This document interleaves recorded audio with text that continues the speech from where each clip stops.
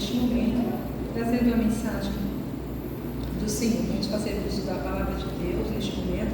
Nós vamos pedir aos irmãos que abram suas Bíblias em Hebreus, capítulo 10. Hebreus 10.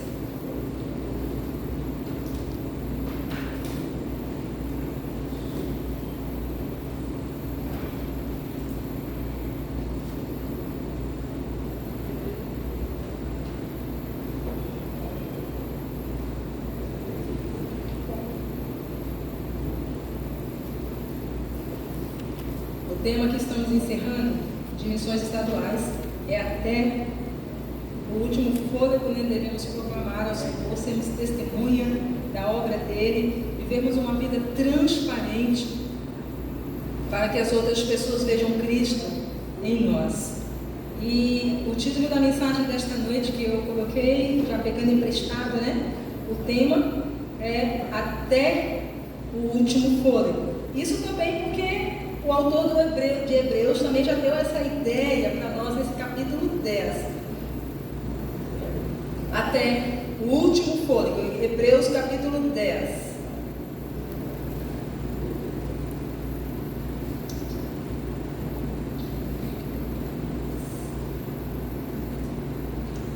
Estarei baseando a mensagem desta noite nos capítulos 32 ao 39.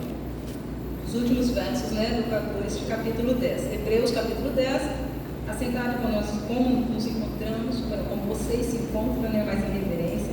Hebreus fica lá pertinho já do final da Bíblia, né?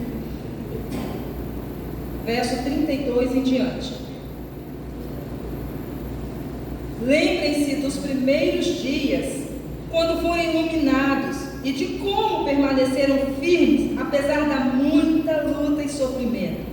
Havia ocasiões em que foram expostos a insultos e a espancamentos, e em outros ajudaram os que passaram pelas mesmas coisas. 34.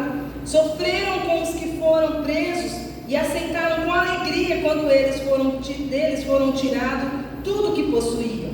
Sabiam que lhes esperava coisas melhores, que durarão para sempre. 35. Portanto, não abram mão da sua firme confiança. Lembrem-se da grande recompensa que ela lhes traz.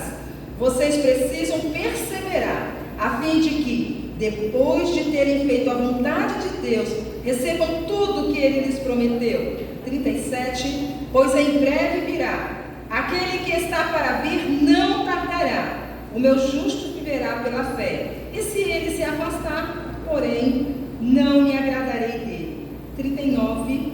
Mas nós não somos daqueles que se afastam para a sua própria destruição. Somos pessoas de fé, cuja alma é preservada. Hebreus capítulo 10, o autor aqui, então, mostra aos irmãos, mostra aos hebreus, os cristãos, judeus que tinham se tornado cristãos, a eles permanecerem firmes em Cristo. Ele exorta que eles lembrem do tempo antigo, do que já passaram, e perseverem na decisão que um dia fizeram de se tornar cristãos, de seguir a Cristo. O mundo é descrente, o mundo é cético, mas o mundo precisa ver a firmeza em nós.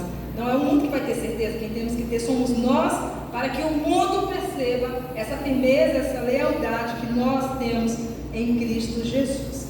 Eu gostaria, antes de começar a discorrer sobre os versículos, eu gostaria que nós voltássemos alguns versos antes. Aqui no verso 8, de 8 ao 12, o autor vai mostrar que Jesus, ele quer explicar a razão de ter assumido a cruz. Então é muito interessante, é muito importante para aquilo que nós queremos falar hoje, que nós tenhamos consciência de que o autor, ele fala antes para os judeus que eles precisavam ter essa certeza que está lá no verso 8, precisavam compreender o sacrifício de Jesus. Versos de 8 ao 12, diz assim: primeiro Cristo disse: não quereste sacrifícios, nem ofertas, nem holocaustos, nem outras ofertas, nem te agradaste delas, embora fossem exigidas pela lei. Então acrescentou: aqui Então acrescentou: aqui estou para fazer a tua vontade. Ele cancela a primeira aliança a fim de estabelecer a segunda, verso 10, pois a vontade de Deus era que fossem santificados pela oferta do corpo de Jesus Cristo, de uma vez por todas. Os sacerdotes se apresentavam todos os dias para realizar os serviços sagrados e oferecer repetidamente os mesmos sacrifícios que nunca podem remover o pecado. Nosso sumo sacerdote, porém, ofereceu a si mesmo como único sacrifício pelos pecados, válido para sempre.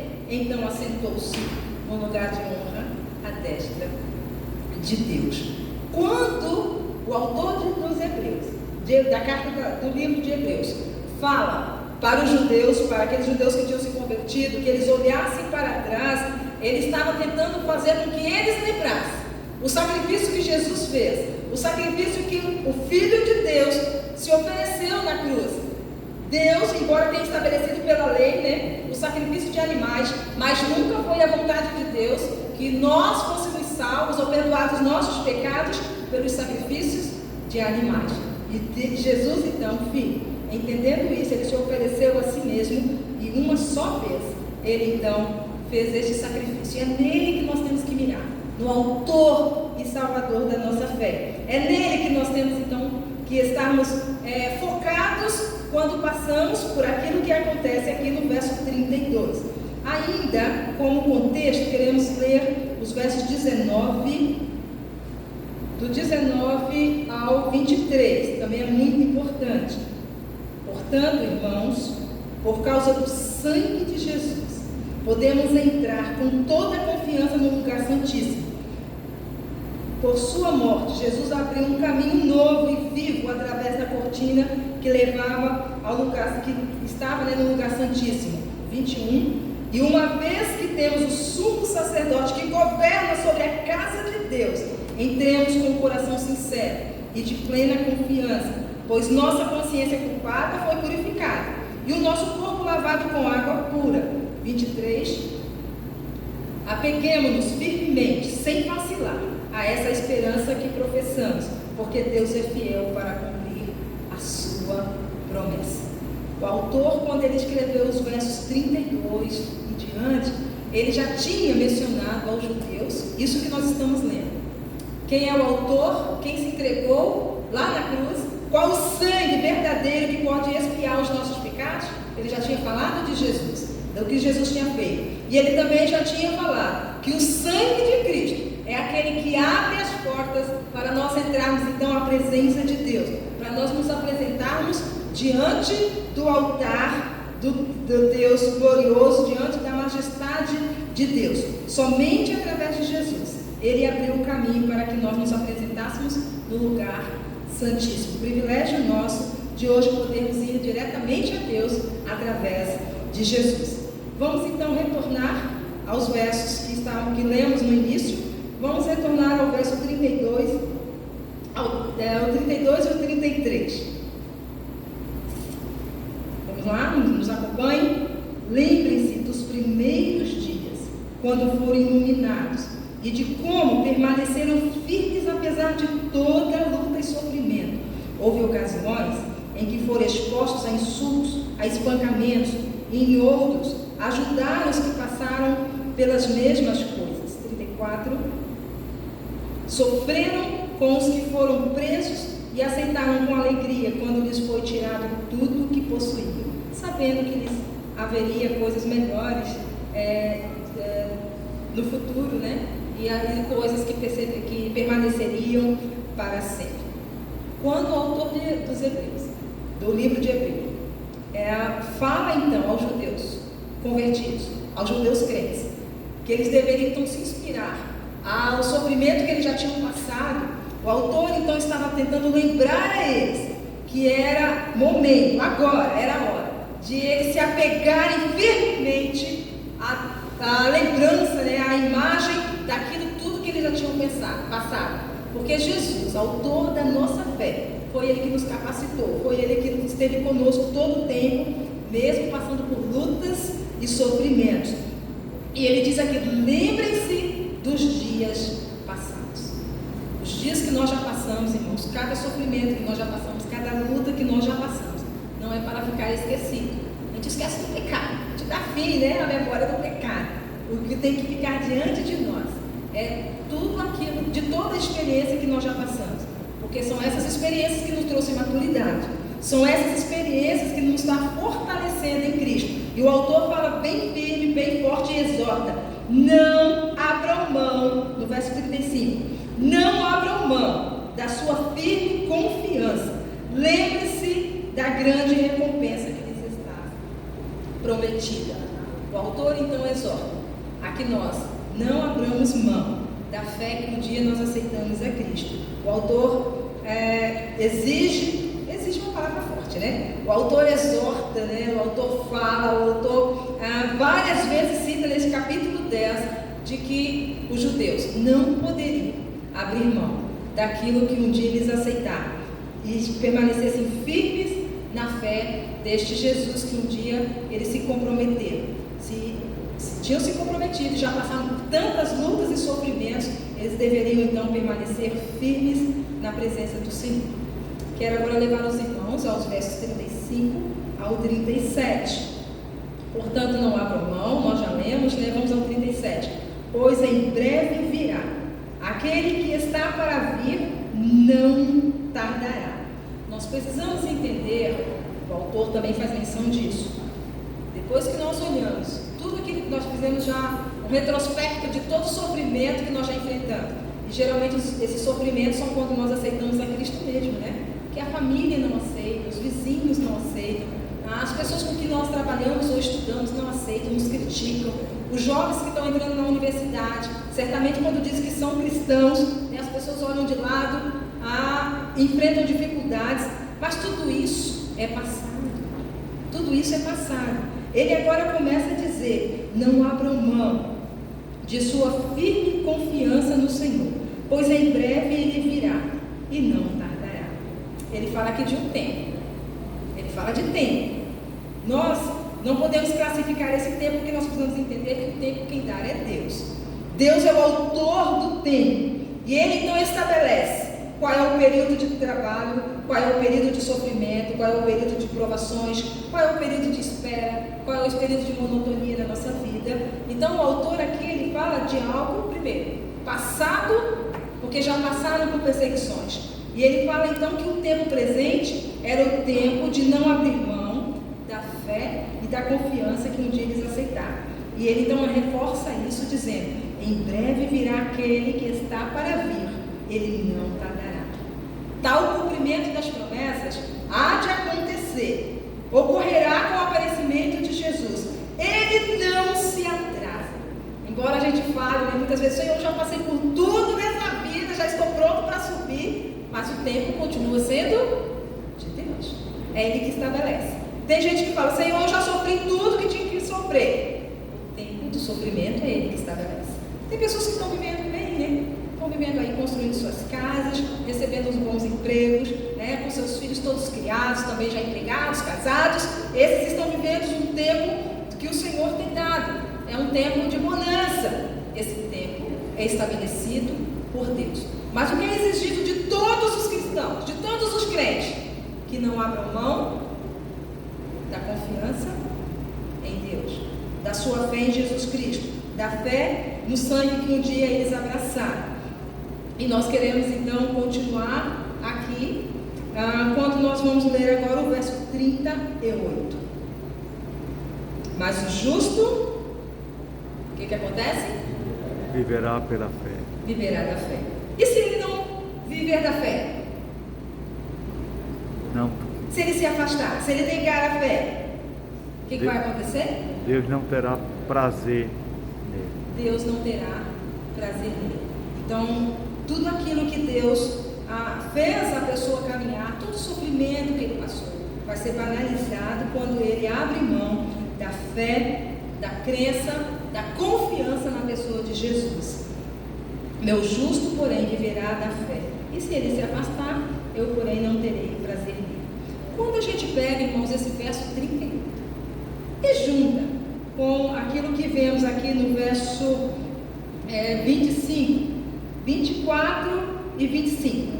A gente pegando esses 3 versos. Vou pedir ao Bruno que leia para nós, por favor, Bruno, o verso 38 e case ele com o verso 24 e o 25, por favor. Mas o justo viverá pela fé, se retroceder, não agradarei dele. Consideramos uns aos outros para nos incentivarmos ao amor e às boas obras. Não deixemos de reunir-nos como igreja, segundo o costume de alguns, mas procuremos encorajar-nos uns aos outros, ainda mais quando vocês veem que se aproxima o dia. Se motivarmos a pecar deliberadamente, depois que recebemos o conhecimento da verdade, já não resta sacrifício pelos pecados, mas tão somente uma terrível expectativa de juízo, de fogo intenso que consumirá os inimigos de Deus. Quem rejeitava a lei de Moisés morria sem misericórdia pelo depoimento de 2 ou 3 testemunhas. Com mais severo castigo, julgo a vocês, merece aquele que pisou aos pés o Filho de Deus, profanou o sangue da aliança pela qual ele santificado e insultou o Espírito da graça, pois conhecemos aquele que disse: a mim pertence a vingança e eu retribuirei. E outra vez, o Senhor julgará o seu povo. Obrigada. Ora, como se empolgou, né? Eu o texto todo, tá bom, Bruno, obrigada.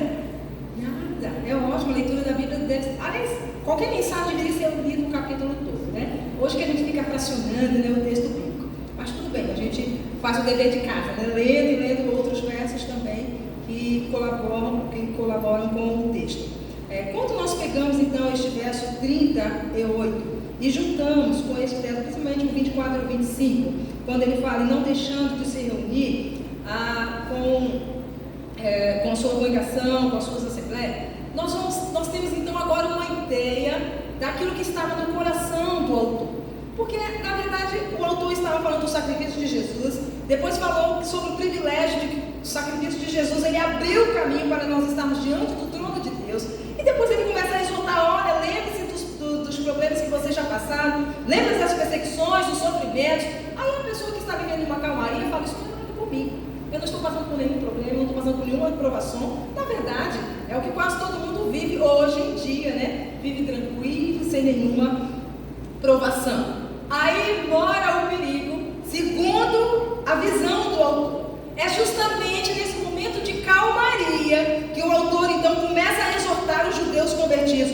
Olha, vocês devem permanecer firmes, vocês devem lembrar que Jesus virá, não se acomode, porque quem diz que vai voltar é o próprio Deus. Ele fala que o Filho dele virá, os irmãos até cantaram isso aqui, né? Então se virá o Filho do Homem vindo sobre as nuvens. Isso vai acontecer e não tardará, segundo o tempo de Deus.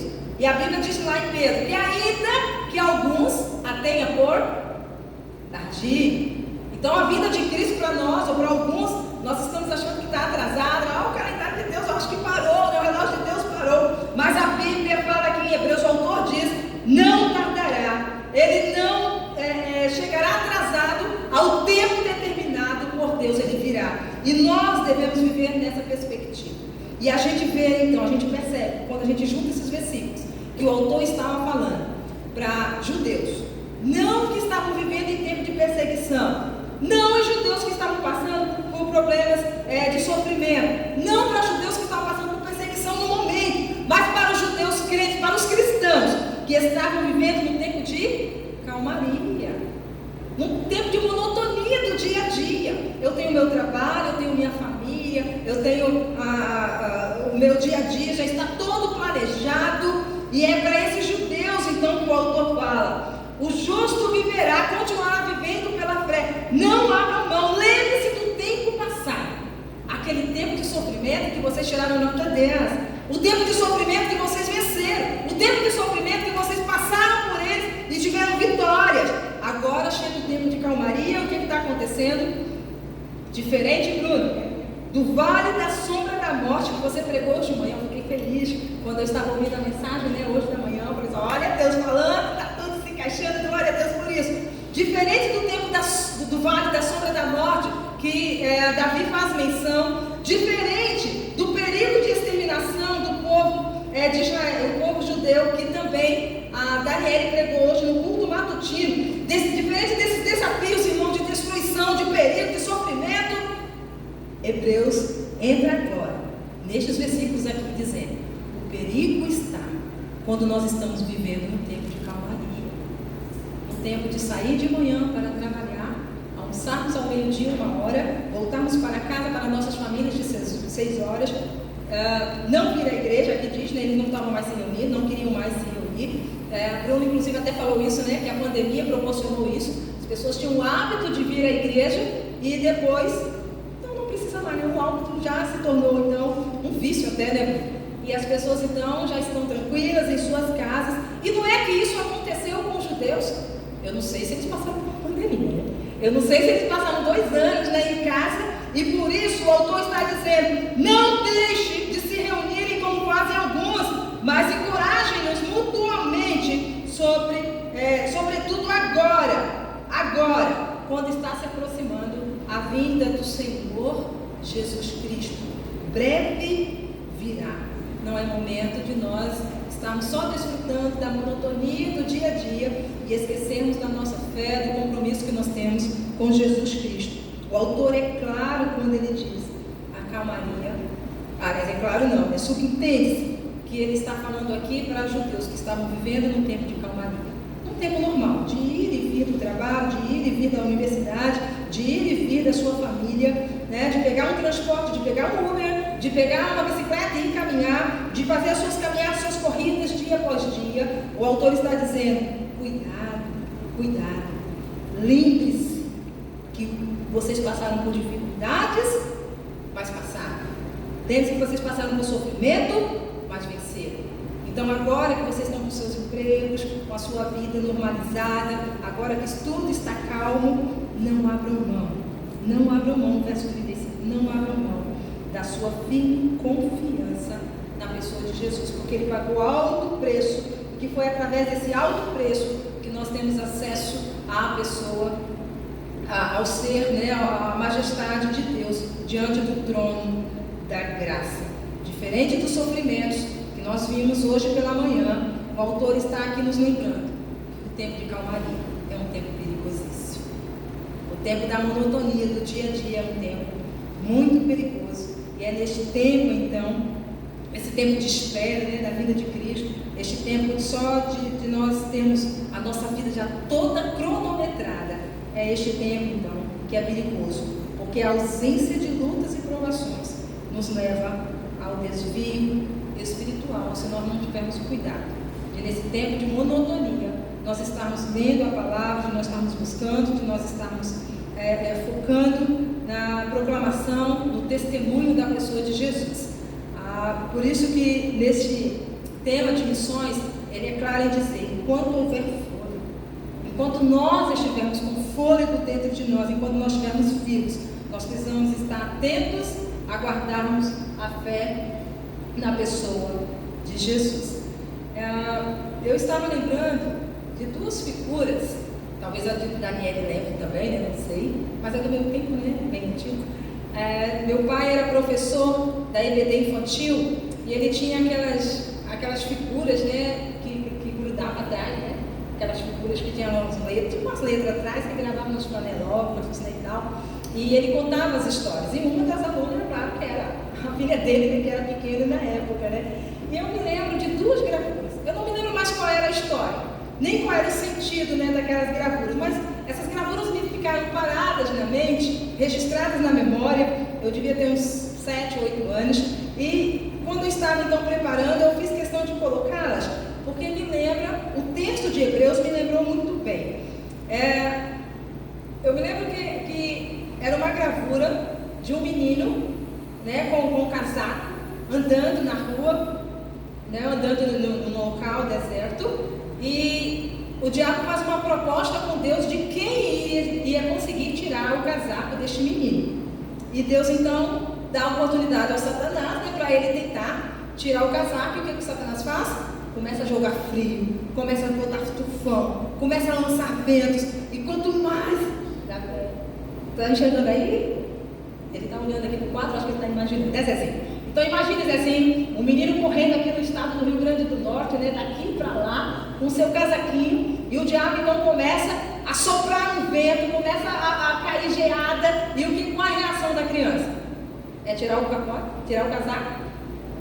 Óbvio que não, né? Se está ventando, se está levando, se está fazendo frio, ele começa então a segurar, e o vento vai de frente, e ele segura mais o casaco e aperta no corpo, porque ele está em luta ali, né, com a tempestade, com as intempéries da vida, e quanto mais isso acontece, mais ele se agasalha.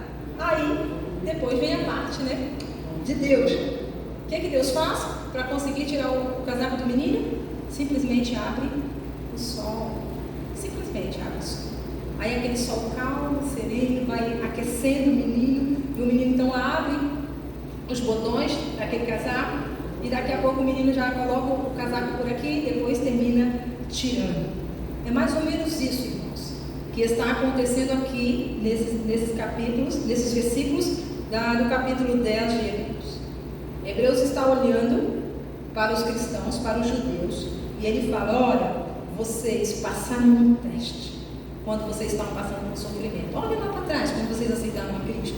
Quanto sofrimento vocês tiveram, quantas lutas, quantas perseguições. Vocês tiraram conta deles. Vocês se agasalharam com a palavra de Deus, vocês se agasalharam na fé. Vocês fecharam, né, dentro de vocês, ou em cima de vocês, a promessa de que um dia Deus ia livrar de vocês de tudo isso, iriam para os céus. Um dia Jesus voltaria e nada disso mais importaria. Até os bens que perderam, isso não importa mais, porque iriam para os céus e teriam coisas futuras lá. Uma promessa bem maior do que o que tinha aqui na terra.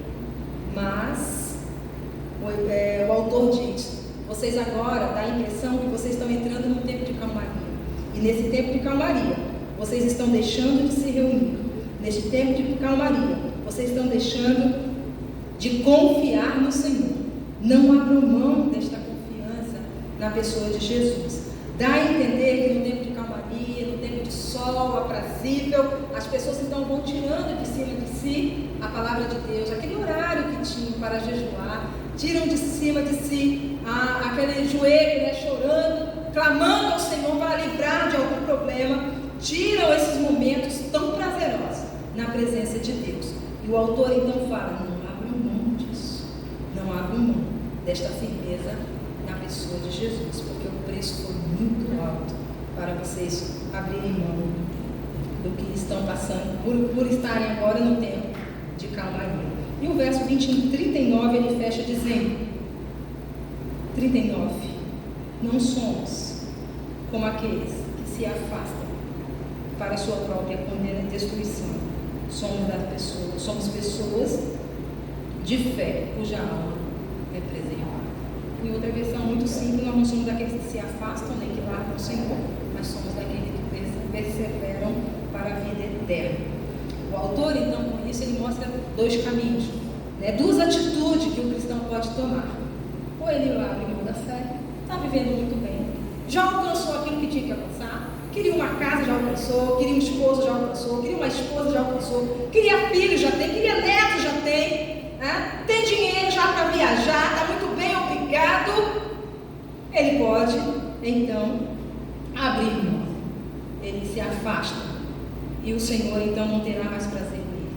Mas também pode tomar uma outra atitude, aquela de não se afastar. E pasmem, irmãos, o autor de Hebreus diz que nós não somos daqueles que se afastam. Nós não somos daqueles que abrem mão da convivência cristã. Nós não somos daqueles que abrem mão da fé no sacrifício de Jesus que remia os nossos pecados. Quando eu leio isso aqui, eu sempre relembro meu pai. O autor de Hebreus colocou a fé em mim. O autor de Hebreus falou: Ana, você não é daqueles que se afastam para a destruição, ou para o desagrado de Deus, ou para viver e conviver fora da presença de Jesus. E o tema desta noite diz: enquanto nós tivermos fôlego, enquanto estivermos fôlego, irmãos, é um compromisso, para que enquanto nós tivermos até o último fôlego das nossas vidas, nós estejamos firmes na pessoa de Cristo, nós estejamos firmados no sacrifício que Jesus um dia fez por nós na cruz do Calvário. Aquela missionária que nós abrimos o culto praticamente falando a respeito dela, ela fez isso. Ela teve lutas, ela foi a primeira missionária lá nos altos sertão do Maranhão, Tocantins, ela andou aquela região de Goiás toda e ela não se cansou de transmitir ao Senhor. E na sua velhice, na sua vida idosa, né, com seus 80 e poucos anos, ela continuou tendo esse mesmo foco, de olhar para as pessoas e ver que elas precisavam de Jesus e cabia a ela, ou cabia a nós cristãos, proclamar o Evangelho. Enquanto ela teve fôlego, ela continuou lá no alto sertão do Maranhão, pregando o Evangelho. E é isso que o autor dos Hebreus quer de nós nesta noite. Enquanto houver fôlego, não abra mão da sua vida cristã. Não abra mão de sermos transparentes diante do mundo, para que o mundo veja Cristo em nós. Aí eu sei que hoje em dia o mundo está tão cético que eles não creem mais nos crentes, não creem mais na palavra, muitos deles nem creem nem mais em Jesus. Mas cabe a nós mudarmos essa concepção do mundo, sendo testemunhas vivas da pessoa de Jesus. O Espírito Santo pode nos usar, irmãos, de uma forma tremenda, singular, providencial, para que vidas sejam salvas, para que vidas acrescentem no reino de Deus.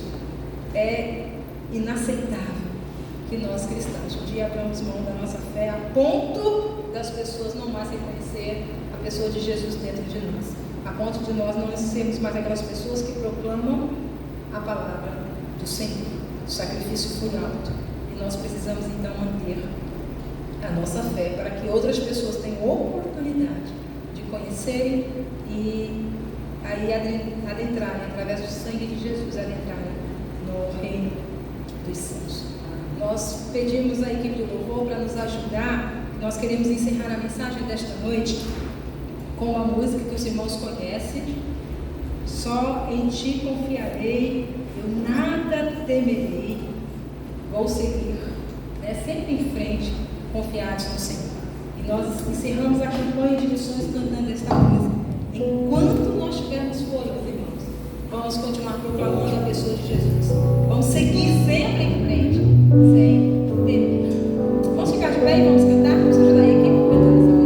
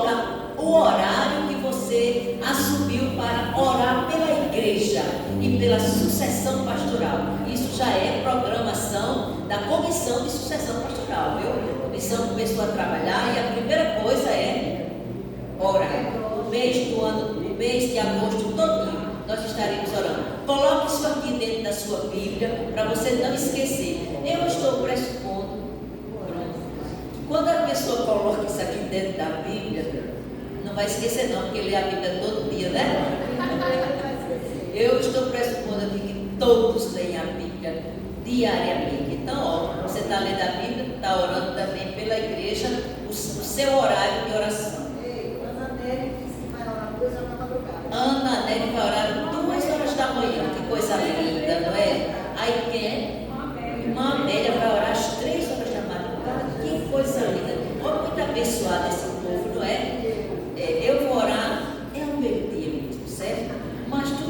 qualquer horário, meu irmão, que você assumir, está certo, né? Se você quiser orar 2, 3, 4, 5 vezes por dia, também está certo.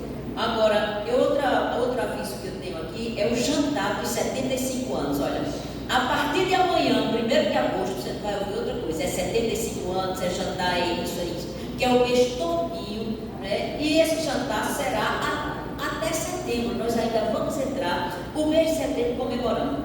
Então, dia 3 de setembro, nós vamos ter um jantar, R$40, tão barato, né? Agora, até hoje você podia pagar a primeira parcela. A partir de amanhã tem que ser inteiro, viu? Era para pagar a primeira parcela até hoje, porque amanhã já não tem mais como. Então, R$40 e R$20 crianças. Se você não colocou seu nome ainda, né, Miriam? Se você não deu seu nome ainda, cuide, porque as vagas estão se acabando, certo?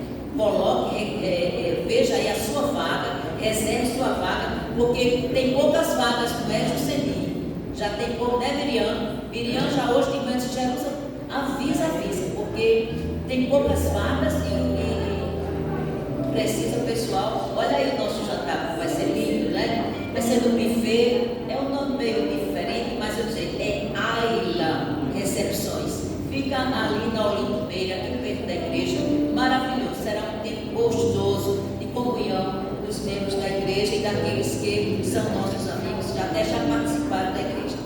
E no próximo domingo, para encerrar, nós temos aqui o início do mês de agosto, né, o primeiro domingo de agosto.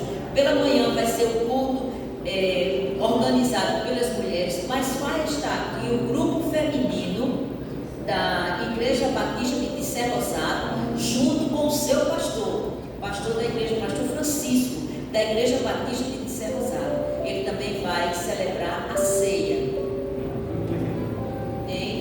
Eu sei, tenha calma que eu chego lá. Então, de domingo de manhã e no domingo à noite estará pregando a missionária Leda, né? Também será um pouco muito abençoado.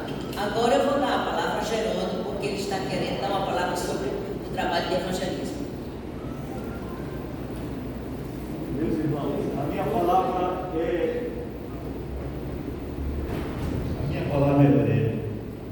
Diante de tudo que foi dito aqui, foi pregado pela manhã e à noite, nós que fazemos o departamento de evangelismo, pedimos para que os irmãos abram os seus lares em nome de Jesus, para que possamos ir com muita alegria, com muita determinação, com muita força, falar de Jesus para a sua comunidade, a sua casa. Esse é o nosso apelo.